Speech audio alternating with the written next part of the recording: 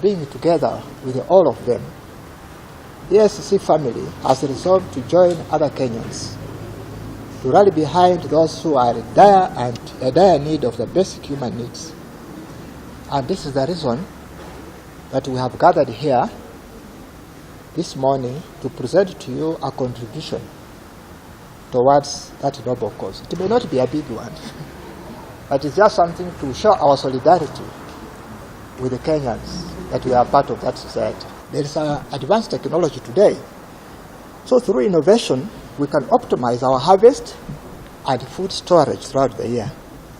We can employ technology today to ensure close partnership between farmers and experts who can advise and assist farmers during planting, harvesting, and marketing of the produce.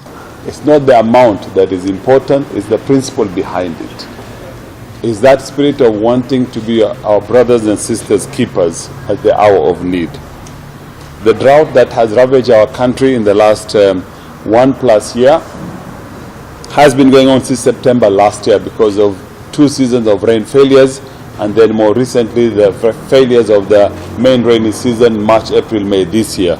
We are thankful to Lord Almighty that recently in October, November, we've started getting some good rains in many parts of the country. In some places, we in fact have had flooding, but people in northern Kenya from Turkana to Tana River, they say it's better to get the rain and get flooding than not to have rains.